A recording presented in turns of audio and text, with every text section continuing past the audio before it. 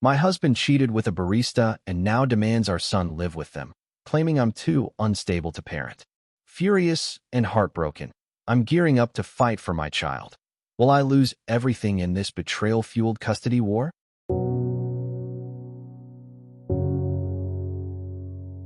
Hey everyone, my name's Arya.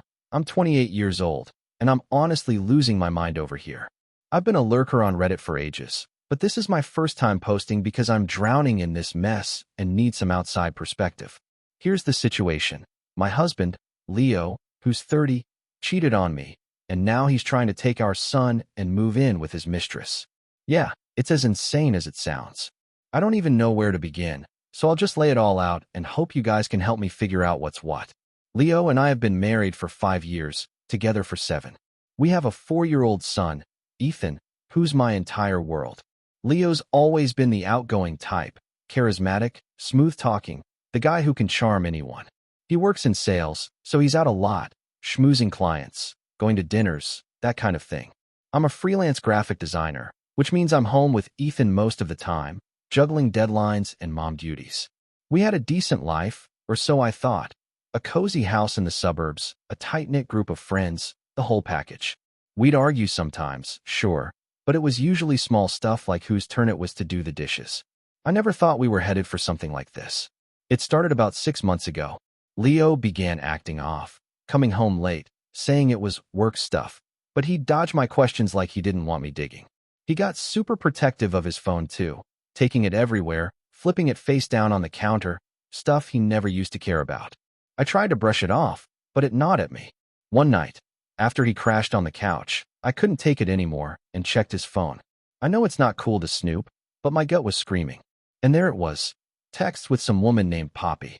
At first, it was flirty crap like, "You looked good tonight," but then it got worse. "I miss you. Can't wait to see you again. Last night was incredible." I felt like I'd been punched. I didn't sleep that night. Just sat there replaying every moment of our marriage, wondering how I'd missed this. The next day, I confronted him. I stayed calm at first, just asked, "Who's Poppy?" He tried to play it off, but I wasn't buying it, and he caved fast. Poppy's 25, works at a bar he started hitting up with his work buddies. They'd been hooking up for 3 months. He swore it started as a dumb mistake, but then he dropped the real kicker. He's in love with her. Like, wants to build a life with her in love. I couldn't even process it. He kept saying he didn't mean to hurt me, that he still respects me as Ethan's mom, but it was all noise. I told him to get out, and he did, grabbed a bag and left without a fight. For a couple weeks, I thought that might be the end of it. He'd stay at a hotel or with a friend, we'd sort out a separation, and I'd start rebuilding. But then he started texting about Ethan, asking to see him, wanting to take him for a weekend. I didn't love it, but I agreed because I didn't want to be the mom who keeps her kid from his dad. Then, last week, he hit me with the real insanity. He wants Ethan to live with him and Poppy full-time. He's moving into her apartment, says it's better for Ethan because it's bigger and near a park or some nonsense.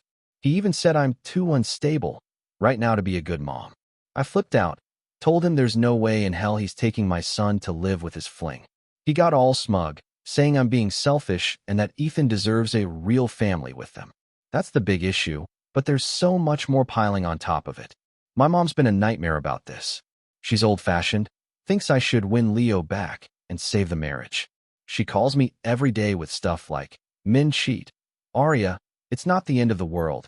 You don't give up on a family over it." It's infuriating because I didn't give up. Leo did. She keeps guilting me about Ethan growing up without a dad if I don't fix things, and it's pushing me to my limit. I get she's from a different time, but I can't handle her lectures when I'm barely holding it together. Then there's Leo's brother, Jonah, who's been my lifeline. Jonah's 32, chill as hell, the kind of guy who shows up with a six-pack and a dumb joke to make you laugh when everything sucks. We've been friends since before I even dated Leo. He's like the brother I never had. He's been amazing through this, letting me rant, taking Ethan to the park when I need a breather. But last night, he dropped a reality check. He thinks Leo's dead serious about Poppy and that I should brace myself for a custody battle. Jonah's always straight with me, even when it hurts, and now I'm terrified Leo might actually try to take Ethan through the courts. I can't afford a lawyer. Freelancing barely covers the bills, and Leo's got his cushy sales gig raking in way more. Oh, and Poppy's rubbing it in my face online. I was dumb enough to look her up on Instagram, and she's posting all this crap, starting my new chapter, Family Vibes, with pictures of her and Leo grinning like they're in some cheesy movie. One post had Ethan's toy truck in the background, which means Leo's already bringing him over there. It makes me sick. I blocked her, but I can't erase the image of my kid in her apartment, playing house with them. Money's another disaster. Leo's still paying half the mortgage since his name's on the house, but he's hinting he wants to sell. He says it's unfair. He's stuck covering a place he doesn't live in. I can't buy him out. I'm scraping by as it is. If we sell, I'll have to move, probably to some cramped apartment, and Ethan will lose the only home he knows. I told Leo that, and he just said, "Life changes, Arya. You'll manage." Like it's my fault he blew everything up. I'm a mess emotionally. I keep wondering what I did wrong. Was I too boring? Too naggy? Not hot enough anymore? It's dumb, but I can't stop the spiral. Ethan keeps asking, "Where's Daddy?" And I fumble through answers because Daddy's off with his new girlfriend isn't exactly 4-year-old friendly. I cry myself to sleep most nights, but I have to fake it during the day for Ethan. It's brutal. A few months back, before I even knew about Poppy, I tried so hard to make things work with Leo. I could feel him pulling away, and I thought maybe it was just stress from work or us being in a rut. So I planned this whole weekend for us, booked a sitter for Ethan, made reservations at this Italian place he loves, even got a new dress. I wanted to remind him of how we used to be, back when we'd stay up all night talking and laughing over cheap wine. He went along with it, but he was distracted the whole time, checking his phone, barely listening when I talked. At dinner, I asked if something was wrong, and he just said, "I'm tired, Arya, that's all." I felt so stupid sitting there in that dress, trying to fix something I didn't even know was broken yet. Looking back, there were signs I ignored.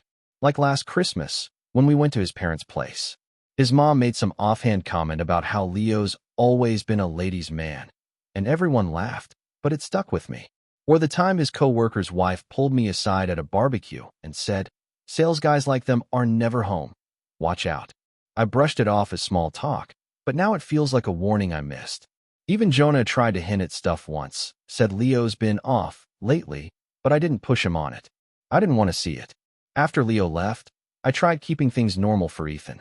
I'd take him to preschool, make his favorite mac and cheese, read him stories like nothing was wrong. But one night, he found this old photo of me and Leo from our honeymoon. Us on a boat, sunburned and grinning. He held it up and said, "When's Daddy coming home?" I choked out something about Daddy being busy, but I had to lock myself in the bathroom to cry so he wouldn't see. That photo's still sitting on my dresser. I can't bring myself to throw it out, even though it kills me to look at it. I keep thinking about this one perfect day we had last summer. We took Ethan to this little lake an hour away. Leo taught him how to skip rocks, and I just sat there watching them, feeling like we'd made it, you know? We were a team. That night, Leo pulled me close and said, "This is all I need, just us." I believed him. How do you go from that to tearing it all apart for someone you met at a bar? I don't understand, and it's eating me alive. Yesterday was the breaking point. Leo showed up unannounced, saying he wanted to talk. I let him in because I didn't want a scene outside, but it went bad fast. He started this whole spiel about how he and Poppy are committed now, and Ethan would thrive with them because they're a stable unit. He said I'm clinging to the past and need to let go for Ethan's sake. I asked how he could cheat, lie, and then act like I'm the problem for not handing over our son.